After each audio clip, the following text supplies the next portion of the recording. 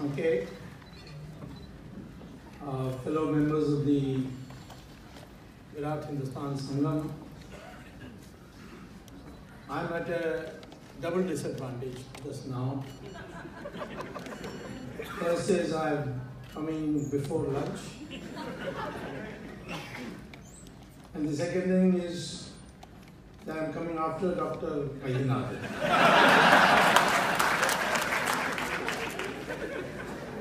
I told them I will not come after Vaidyanathan. He must come first in the program and I'll come last. But he is a sadist. He will deliberately delay this claim. But his ideas are wonderful. I fully agree.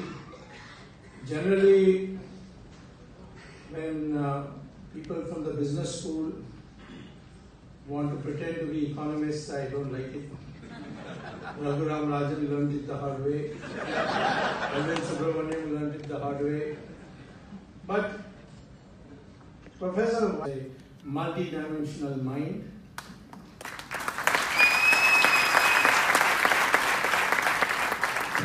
And he's truly qualified for the title of being a Jnani and a Tyagi.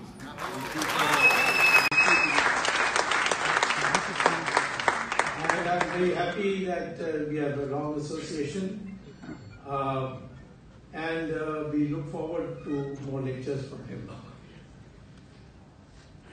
Now, I'm speaking in English because, as we explained at the very beginning of the founding, this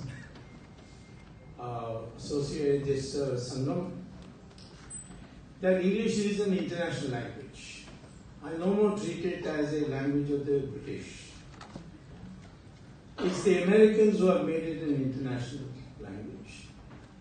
Because America adopted English, and so today it's a global power. Otherwise, after decolonization, English would have disappeared. And at the moment, we have not yet reached a stage where we have been able to replace English in a national framework. And therefore, I think we should continue to use English both as an international language and as a temporary national language. The mention today about the mindset is extremely important, and this what we are trying to create in Virat Hindustan Sangam is a new kind of India. We have said Hindustan because we have kept the door open for those people who are not Hindus, but are willing to accept the scientific fact of the DNA studies that their ancestors were Hindus. We will not admit those who think they are descendants of Gauri and Ghazni,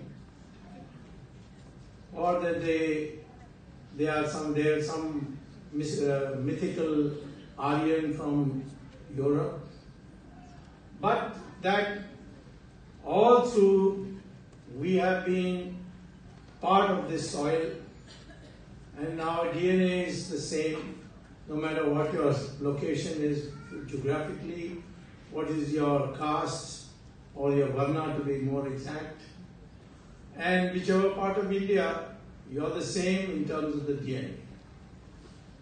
Certain things are mistaken for racial indication. For example, complexion has got nothing to do with DNA. It's just a pigmentation problem. And therefore, that doesn't distinguish us one Indian from another. So there's one Indian. He must have a mindset which has been destroyed in the last, especially 200 years, because there was a clear-cut plan of Macaulay, who came here on behalf of the British Crown and presented to us the implementation of the Minute on Education, which he had introduced in British Parliament. Let me tell you one thing about our history which we forget. We were at one stage 100% Hindu. Then there were invasions from outside. First it was the Islamic forces. Then we found the British came, but they had a shadow objective or a unstated objective of Christianizing our country. And to Christianize our country, Macaulay was very clear that you have to debunk everything about India. Anything good about India has to be run down. And he said that I wanted to create a brown Englishman. And that tradition continued after our independence. So today when we are having a seminar or a gathering conference on Renaissance, we are not looking for revival. Many things of the past have got ossified, have become out of date, which we don't want now anymore. There may have been uses of the caste system in the past, but it is of no use now. There is no such division of birth. It was never there in the beginning. You have to just read Bhagavad Gita to know that Lord Krishna said that it has got nothing to do with birth. It has got to do with your gunas. If you are a Jnani and Tyagi, you are a Brahmin. If you fight for the country and defend it, you are a Kshatriya. If you create wealth, you are Vaishya. If you till the land, you are a Shudra. And a very small number who were outcasted by society, which grew in numbers during the Buddhist period and then afterwards in the Islamic period. There too, their children were not the outcasts of society. Valmiki is an example of being born in of parents who were outcast. But he became a Maharishi, wrote the Ramayana. And similarly, Ved Vyasa, his mother was a fisherwoman. So I have said this many times over and over again, I am saying again, we are one people. And that one people must enter the mind fully. It will take time, because people are asking benefits from the state on the basis of their separateness or their imagined separateness. So Renaissance actually means a total restructuring of the society in terms of the needs of the times. What do we need? We need character. The character is of two parts. One is an individual character. Character individual to yourself. That is, you are an honest man, you are a kind man, and you are true, you don't commit crimes. That's individual character. Then there is a national character. And the national character is of a person who wants to sacrifice his personal life or his personal gains for the benefit of the society. He is willing to fight the ills of the society. So that if you have both, you are a superior citizen. Manmohan Singh had individual character. Honest, upright, straightforward, humble. But he had no national character. He allowed a semi-literate Italian woman to run the show. And treated him badly also. She treated him in contempt. There are videos of foreign leaders coming. Sonia was introduced first. Manmohan Singh was kept in the back. When I had Sonia Gandhi come to Patiala House to take bail,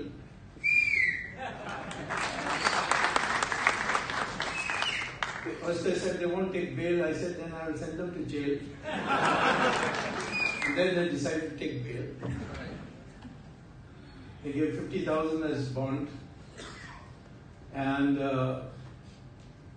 Sonia Gandhi made Antony as a surety. Which means if she runs away to Italy, Antony will go to jail. But why I am mentioning this is, it was a packed court. Sonia Gandhi, Rahul Gandhi, and Motilal Vora, etc. They were not allowed to sit because they were accused. In fact, the congressman offered a seat to Sonia Gandhi in the court. I must say, to the credit of that magistrate, he said, "No, you are accused, you can't sit, you have to stand."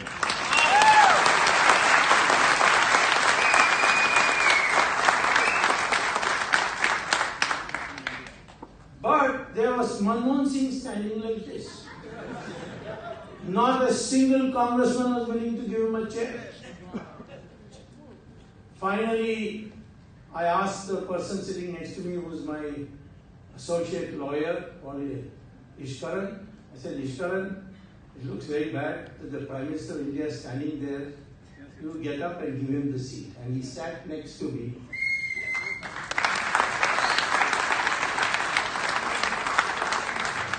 I told Manmohan Singh, "I hope now at least you will change." There will be no change. That is because his upbringing is like that. To obey, not get into trouble, not to take a stand. Our society cannot grow if we are like that. I am not saying that everybody should be rebellious or ready to fight. There are circumstances where you may not be. But there are people who can. Manmohan Singh could have. He had everything. He was not short of money. He earned a lot when he was abroad in the United Nations. He earned a lot as a finance secretary earlier, commerce secretary. So there was no shortage for him for money. But yet he could not take a stand. And that's the plight today we are having in this country. So the national character development is now lacking. We have lots of men of character. And our people are basically sound. It's not correct to say that if the present education is made available to everybody, we will become a strong nation. What happened in the general elections of 1977? Many people were in jail, all that is true. Of course, I couldn't go to jail because there was no way I could get caught. I even landed up in Parliament, they could not catch me. What can I do? I was told in the United States, please don't go back, because Mrs. Gandhi will win hands down. She will spend a lot of money, and democracy is for the educated people. It is not for the uneducated who think only of bread and butter. When the results came out, I wrote to my colleagues in the Harvard Economics Department who told me not to go back. I said, what we saw in the election is that the most educated part of India, the 4 southern states, voted for Mrs. Gandhi, and it is the illiterate north which voted against her and brought democracy.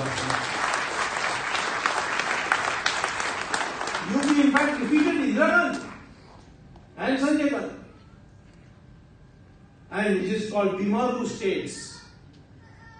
Bihar, then Madhya Pradesh, and etc. etc. They've created a word called Bimaru states.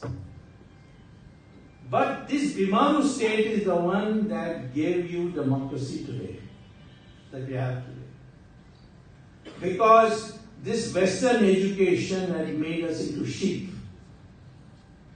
And the 4 southern states voted for Mrs. Gandhi because they were brainwashed. They may have been educated in terms of knowing what is written in the books, but they did not have national character because our education is like that. So today, if you want Renaissance, we have to build national character. And national character can only come when you know what is your heritage and what you are going to do to save that heritage. I keep giving this example and I'll do it again. I mean, anecdote which I'm going to state again because it's so important. The Saudi Arabians, according to a student of mine who was at Harvard who told me about it, are researching why India, after 600 years of Islamic rule and 200 years of British rule, which was a Christian rule, still is 80% Hindu. Why? Because Iran was 100% Zoroastrian, Islam conquered Iran, and in 15 years they became 100% Muslim. So with Babylon, Mesopotamia, which is now called Iraq, 17 years 100% Muslim. Egypt 21 years 100% Muslim. Europe 50 years after the people came from Middle East into Europe, they became in 50 years 100% Christian. But this country had 600 years of Islamic rule and 200 years of Christian rule, and we're still 82% because the true history of India. True history of India is that we kept fighting. Is it there in our books? Does anybody mention the Vijayanagara Empire in our history books which are still being taught? We have still not been able to change these history books because it's a process of overturning an intellectual inertia which is developed in this country. We are not able to come together to adopt a text yet. So this Vijayanagara Empire lasted 300 years, covered more territory than the Mughals did. But Mughals, which lasted in the mainstream, that is Akbar to Aurangzeb, was only 150 years. And our history books, there is a chapter for each Mughal king, but nothing for the Vijayanagara Empire. How many people know that the Mughals tried to cross into Burma and then to Southeast Asia with the aim to spread Islam there? But they were stopped by a Hindu kingdom called the Ahom dynasty. Not but once, but thrice. Nobody knows. It is the fight that took on, and finally, after Guru Gobind Singh broke the back of the Muslims, the Marathas in Pune finished off the Mughals, and the Marathas were ready to resume the kingdom of Delhi. It is at that time the British came, their weakest moment, and because of a division in the caste misunderstanding, in 1815 they defeated the Marathas, and that's how the British began their rule, and finally in 1857 they consolidated. How can you have a renaissance if you don't know this? You can't say you're a new country. All through these last 600 plus 200 years, 800 years, it is the Hindus who are fighting. But we are ashamed to say it. No, we are all Indians. Even the word Indian. No, Hindu is also, you see, it was only called Sindhu. And the Arabs couldn't pronounce sir, so they said Hindu. Well, in 700 BC, the Chinese were calling you Hindu. They don't have H, so they used a Y.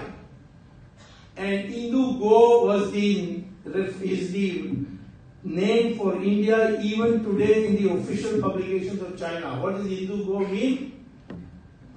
Hindu Rashtra.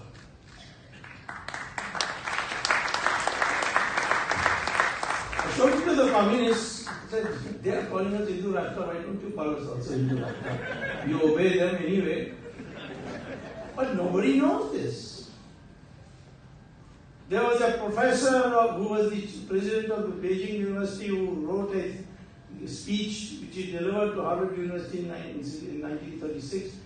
The headline was "The Indianization of China, a peaceful cultural borrowing." A case of peaceful cultural borrowing. You can read it. It's available. You can go to Google and get it. Professor Hushih, Hushih. He says that he, of course, had a negative view of this takeover. He explains how the brainwashing by the Hindus of China is responsible for China's backwardness. And therefore, China must become Christianized, only then it can develop. That was his thesis. But he was a great scholar, a great poet, and he was invited by Harvard to give us this special lecture, and it's there. I have traveled in every part of China, and the Chinese regard me as friends, as a friend. So I told them I'm anti-communist and still you treat me as a friend. Why? So they told me a Chinese proverb. Tiem pupa, ti pupa. Jopa, yangwetsu, kweso jungwa.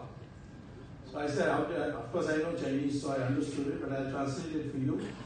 Fear not the gods, fear not the devil, but do fear the foreigner who can speak Chinese. It's such a difficult language. If you understand them, they are afraid. Then they are different people. I'm saying that our scholars went there and taught them, which we now are taking as if it is they who taught us. Bodhidharma went from Kanchipuram to Shaolin, in eastern part of China, and taught them what is they call, the Chinese called as Wushu. We in India call it as Kalirapattu, or something like that in Kerala. And the Chinese character for Wushu means protection in war. If you write the Chinese character and you read it in Japanese, it is karate. And now we have karate clubs, and people say, I'm learning karate, the Japanese art. We taught them and they are teaching us back. Artificial intelligence is now going to use Sanskrit as the most computer-friendly language in the world.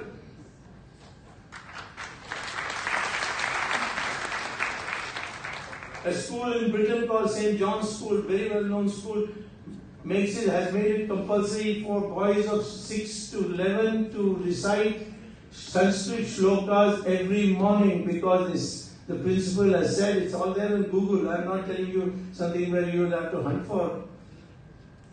The principal said that if you recite Sanskrit shlokas that he had chosen from the ages of 6 to 11, you will have a superior brain development compared to all others. In the 50s, we used to laugh at yoga. Today we don't, because the West has accepted it. Sanskrit also, tomorrow we'll all start learning because the Westerners are learning it. I am saying, therefore, to begin with, develop a new mindset that you want this country to now be what it was internationally. We call ourselves Vishwa Guru. We are halfway to that because we are already yoga, Ayurveda, Sanskrit. So many things people are accepting. They are accepting our Indians to come and occupy important corporations, chairmanships. Indians are acceptable in a big way in the United States, for example. But that's not enough. India must become a world power, which means it can secure its boundary. It can not only secure its boundary, it can help neighbors to defend themselves, and it should be able to see that it plays a major part in our international relations globally. We should have been a member of the UN Security Council when it was formed, but that time we were a colony of the British, so our name could be considered. China's Chiang Kai-shek government was made a member of the permanent member of the Security Council. 47, that was in 1945. In 47 we became free. In 49 China became communist, and the Americans expelled China from the Security Council and handed you the Security Council seat with veto in 1950. And Jawaharlal Nehru said that is immoral. Why is it immoral? Perhaps because Edwina Mountbatten told him it was immoral. He had a highly moral relationship with her. This is in black and white. Your nation is being offered the UN Security Council seat with veto in place of China.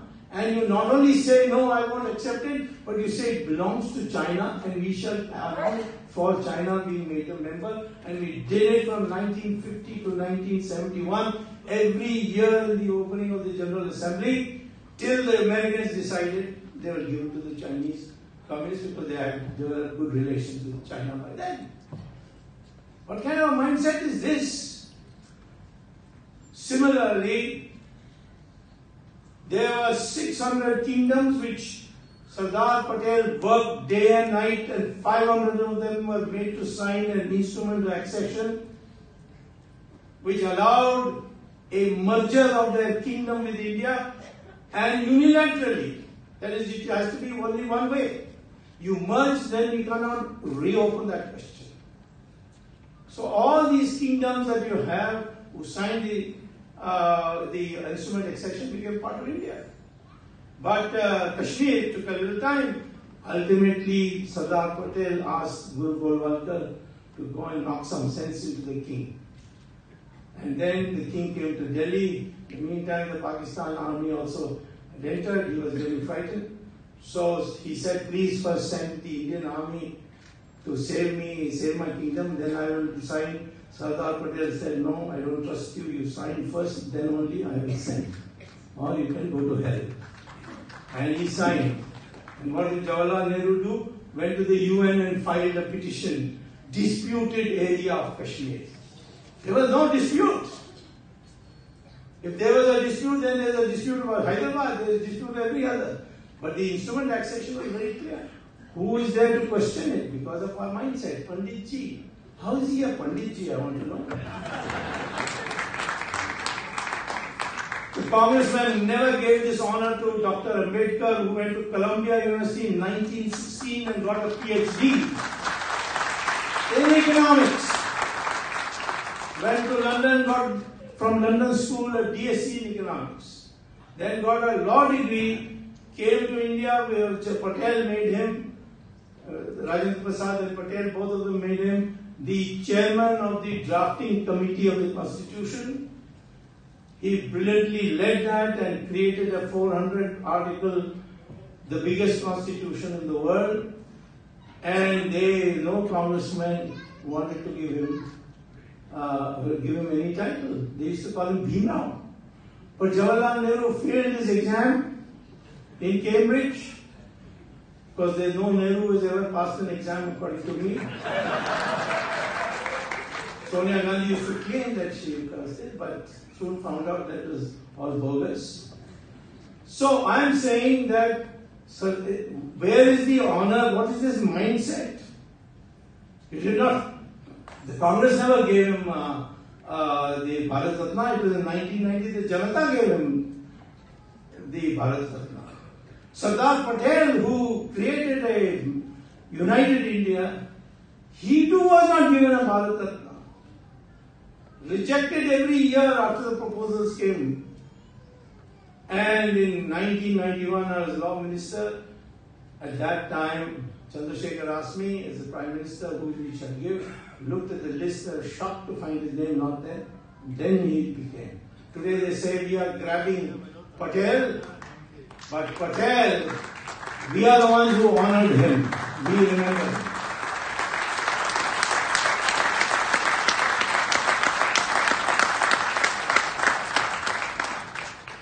This family, any family, on the basis of presents yourself in an election, please reject it as a matter of principle. It doesn't matter whose family it is. Of course, the only non-family party today is BJP, but that doesn't mean that I should give up the principle that no family. But the fact of the matter is that this is a democracy and we should have each member of the family not elected on the basis of family, but on the basis of their ability. Now today, we are fighting for things which no other country has ever fought for in itself. The Muslims went all the way to Spain, demolished all the churches and built the masjids. Then Spain later on, after 300-400 years, defeated the Muslims and demolished every one of those masjids and built churches in its place. The Christians demolished a masjid and built a church in Turkey. The Muslims returned to Turkey and they rebuilt their masjids there. We are the only country who is litigating every day. How many mandirs were broken during the Islamic rule? 40,000.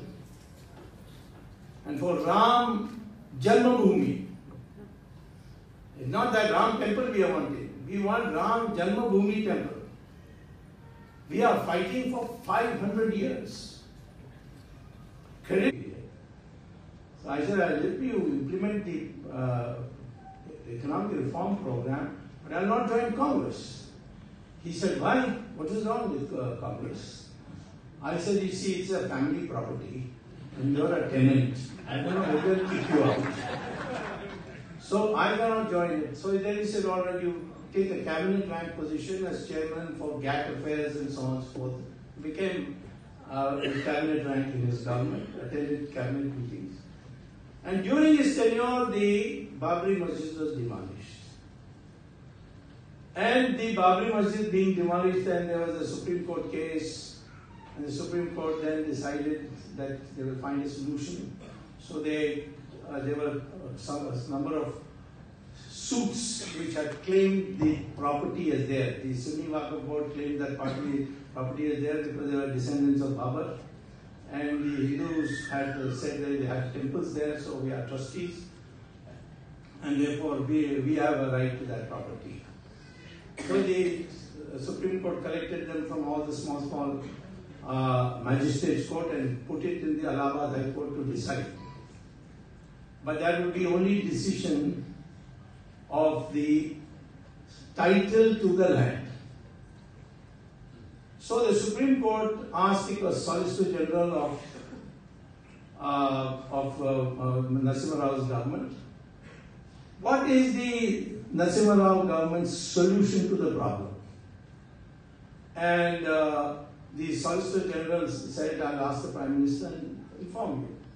So Narasimha Rao consulted me and some others, and then he prepared a statement in which he starts by saying, if we find that by negotiations this matter cannot be sorted out, we are determined to enforce a solution. And he gave 3 solutions, all mutually exclusive, means one is true, then the other 2 cannot be solutions.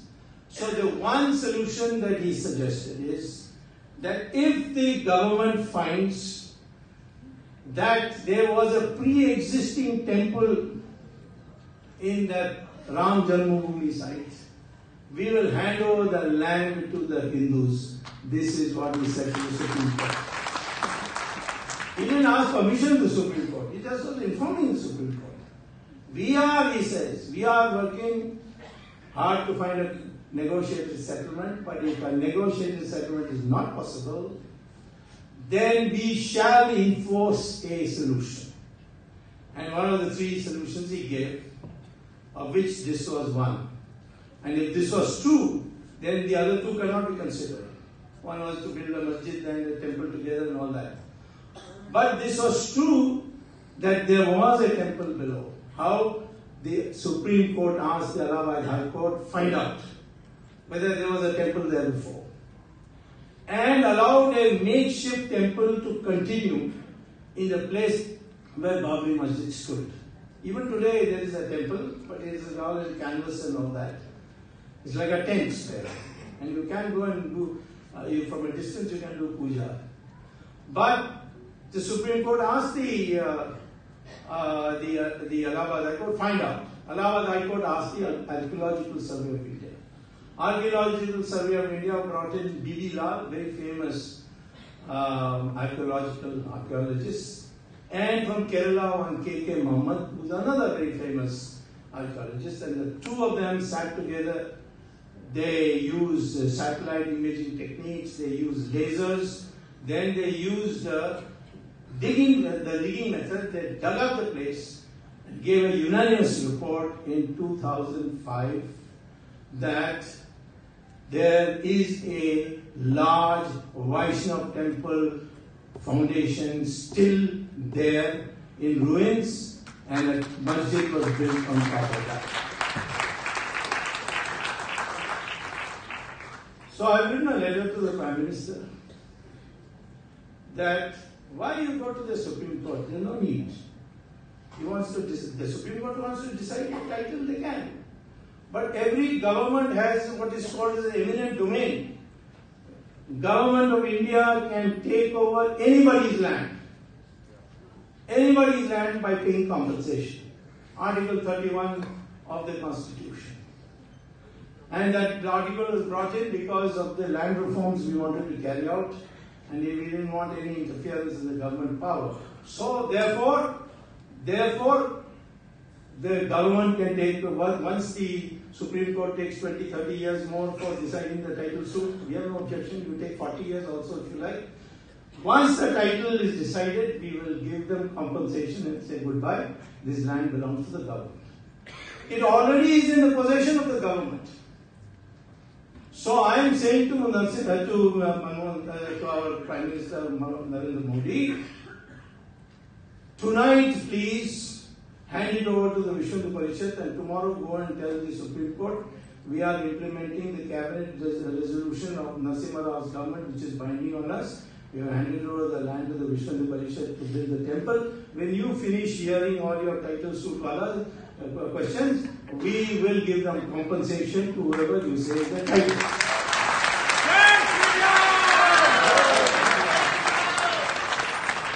What is there to stop anybody doing that? Narasimha Rao has said we shall enforce a decision. What decision? He didn't say we will appeal back to the Supreme Court to ask for permission. He didn't write that. He wrote we shall enforce a decision if it turns out there was a pre-existing temple. There is a pre-existing temple. Government Archaeological Survey of India says. So I am saying this requires a mindset. Everybody is going staring Modi and saying, oh, the UAE will be unhappy, Saudi Arabia will be unhappy. What is a masjid of any value to Saudi Arabia? Do they not demolish masjids every day? Please go read to Google and just type Saudi Arabia and masjids. Masjid is, according to the Supreme Court itself, 1994, is an inessential part of Islamic religion. And then, I will not tell, but you can go and read Babur Nama and find out. It has no relations.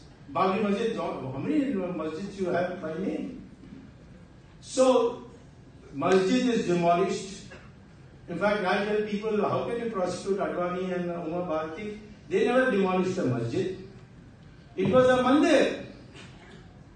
How do I know it's a mandir? Because in 1949 people put murtis there. And no namaz were read after that. And in and then of course Jawaharlal Nehru put a lock.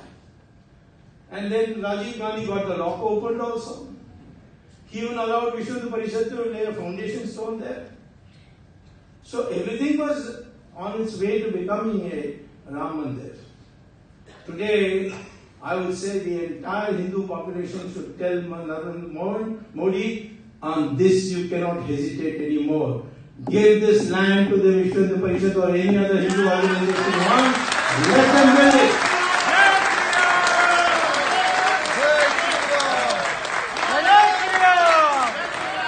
The moment you announce, I am telling you, 1 crore people will enter the Ram Janmabhoomi. Can any Supreme Court remove them? I don't think the Subramanian example is a good example for Supreme Court's ability to enforce its orders. You need the government to enforce your orders. We are not breaking any law. This is Narasimha Rao who gave you this statement. He never asked you for permission. We are just informing you. I think the solution is there. There should be no hesitation. And I would say the concept of a Renaissance Hindu, a concept of a Virat Hindu, is one who will force the government to undo the injustice of last 500 years.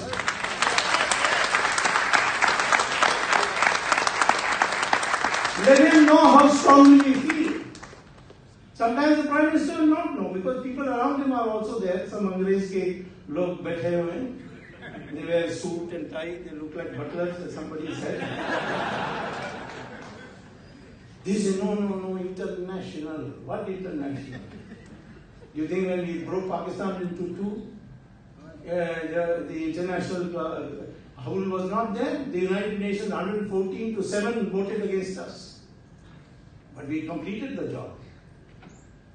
And for that we have to thank a Jewish commander, military general called General Jacob, who disregarded Manik Shah's orders and went and captured Dhaka when the orders from Manik Shah to General Jacob was ceasefire, don't move any further, don't go and take over Dhaka, which was the pressure of the Soviet Union and the United States at that time.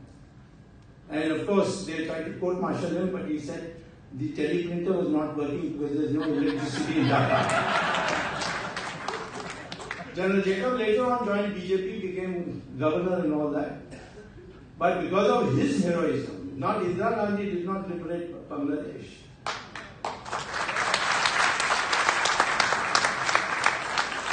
So these sacrifices are there. Today, we are being harassed every day by Pakistan spilling our blood. A little sweet word from that cricketer who's a dummy of the ISI and military. How we want to build a road? He's making a road, we'll also go there. Why? Pakistan is opposed to you from day one. 4 wars they have fought against us, they lost all, they have not learned any lessons. Once they broke up into 2, not learned any lessons. Today, parts of Pakistan don't want to be part of Pakistan. Baluchi doesn't want to be part of Pakistan. Sindhis don't want to be part of Pakistan. Pakhtunis don't want to be part of Pakistan.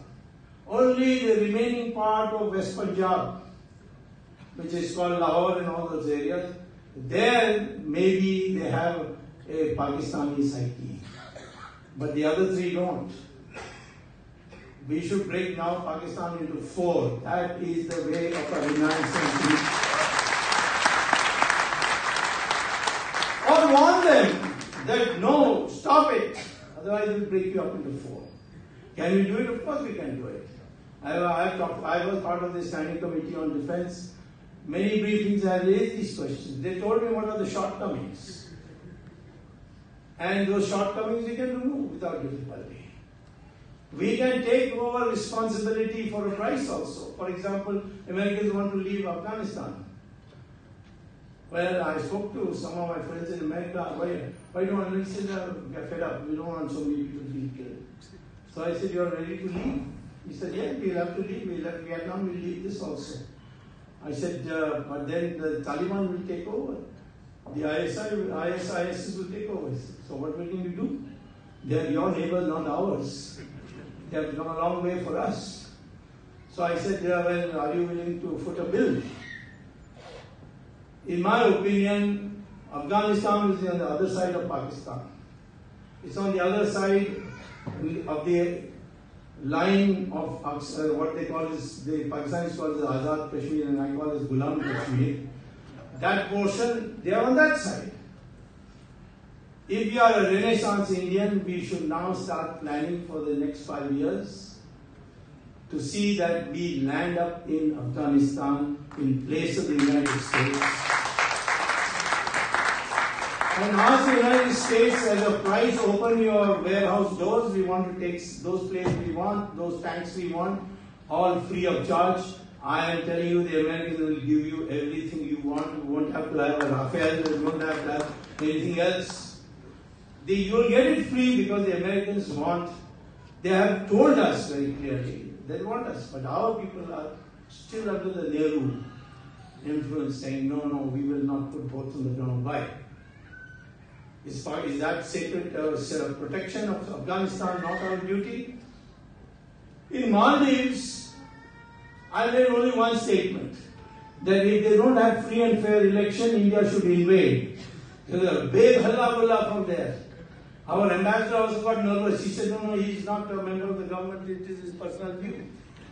But free and fair election took place according to everybody's account because of they thought my warning was with the blessings of Narendra Modi, and that's why I made it.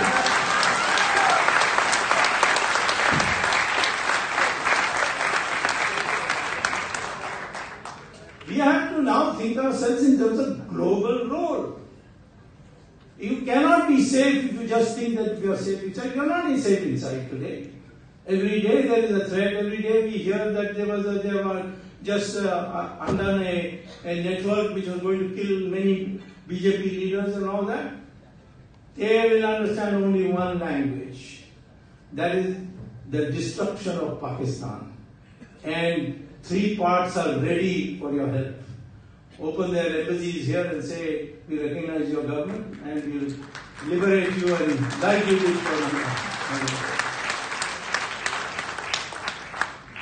See, the problem with Indians is, and I've seen this with my students also, I'm sure Professor Vaidyanathan, being a good Madrasi, also probably understands what I'm saying. We are risk averters. You ask IIM Bangalore or Ahmedabad, what are you going to do after this? We are going to look for a job in a corporation. Every year my salary will increase 5% and then gratuity will be added. At the age of 60 I will retire and I'll get a fat pension and buy a house and watch television. That's a risk-free job. Why don't you be like the Microsoft chief, Bill Gates? Take a risk. He gave up Harvard and went and took a risk and became a billionaire. You ask an American that, they'll say, tell us the probability we can also be like, we can be like Bill Gates. But Indians, no, this is too risky. I said, but this is guaranteed poverty for you. He said, yes, but it is guaranteed, that's the important part.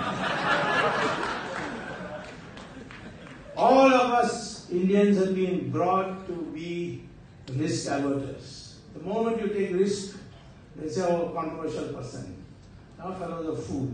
If you fail, then they say, we always told you so. This feeling has to come out of us. This the British consciously created the Babu class as it's called. Safety, security. And this is one other aspect of our Renaissance. We have to have the youth today thinking and taking a risk. One day when I was traveling to Tamil Nadu, they pressed, cornered me in order to get me into trouble. They said, what do you have to say about Kaveri River water? We Tamilians are not getting water, they are dying of thirst and all that. So I said, do you want water or you want Kaveri water?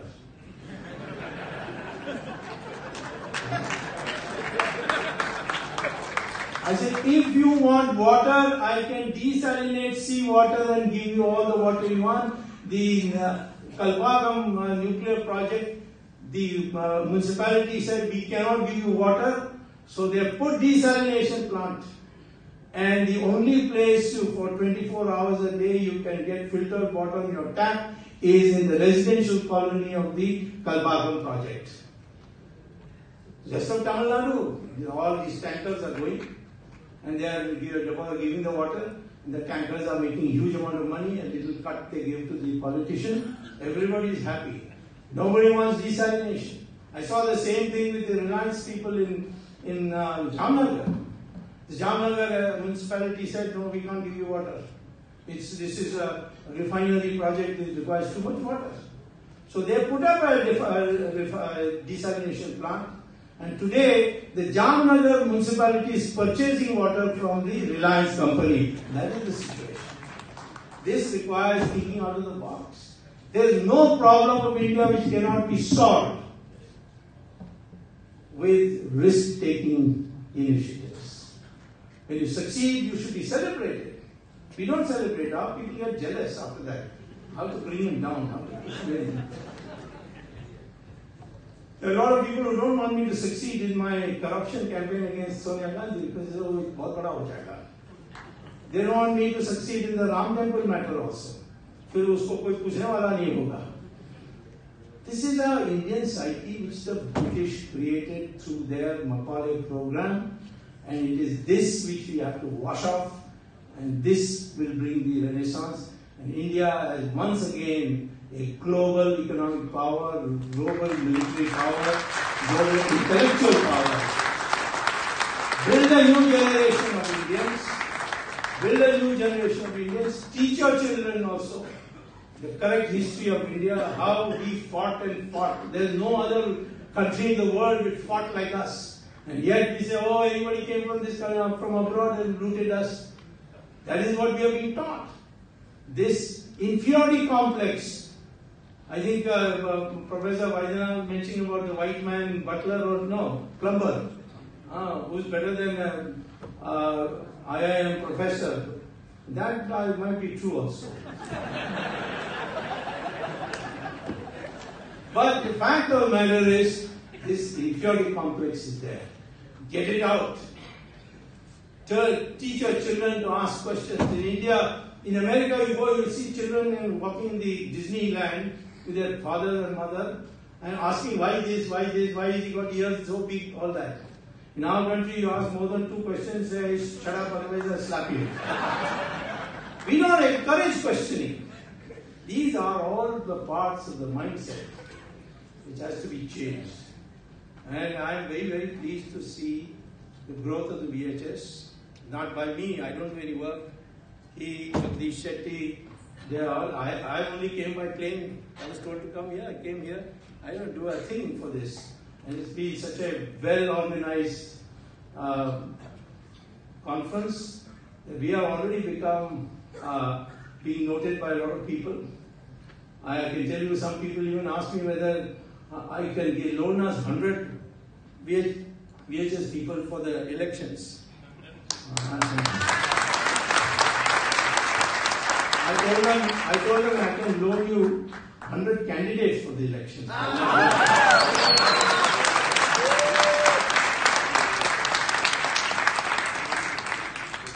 We have made a lot of progress despite all the miseries, all the difficulties we suffered. This 21st century is India's century. We have the largest percentage of young people in the world. Our people below the age of 35 constitute 70% of the population. 35% only of the Chinese, 37% of the Chinese of the population of China is below 35. America is 35. Europe it is 45. Japan it is 50. The chart which Professor showed, absolutely correct. This is the young population.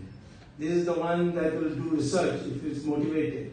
They will find cures, hydrogen fuel cells, desalination of seawater through solar energy. So many other innovations. Innovations change everything. Like the internet has changed everything. The same way new innovations will change. And the Indians are capable. We are doing it all over the world, but we are not able to do it in India because there is no encouragement for that.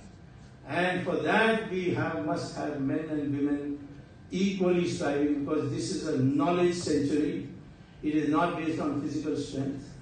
And as when it comes to knowledge, pursuit of knowledge, there is no difference between men and women. And therefore that equality must be strived at.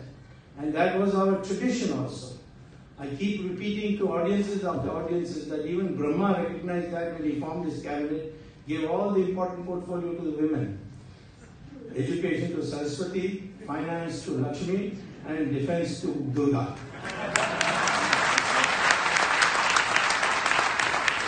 And Sita, say, oh, Ram disowned her, he left his wife. He never left. Read the Valmiki Ramayana. When he came, brought her from Sitamari after the Swayamvara, he stowed her in Ayodhya, in the palace. It's a tradition for the husband to give a present to his wife upon arrival in the new home. And my present to you is that I will not look at another woman. You are my only wife, she shall remain my only wife. And she said, if I ever feel that because of me you are suffering in your administration, I will leave you so that you don't have to suffer. And when this whisper started about her and Ravan, she felt it was hurting his administration. So that's why she went, of her own accord, to be driven out. This is all Western interpolation. She is the tough lady who told Hanuman, when Hanuman said, sit on my shoulder, I'll take you from Ashokvatika back to Rama. She said, no, so many women here. They all must be liberated. There's only one way. Ram comes here and kills Ravan. Then only I will leave. That was the stage. Draupadi ensured that Mahabharata war takes place to avenge her humiliation. That again shows that that's the role women play.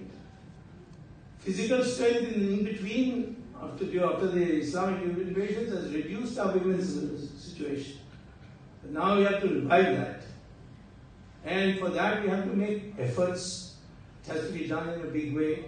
And I am sure that all of us who are Virat Hindustanis, we shall definitely strive for this, that women's rights are given as much on an equality basis. And we build a new society that way. So there's a lot of work ahead. I'm sure that we are going to have a national convention in Tamil Nadu, I'm told, sometime next month.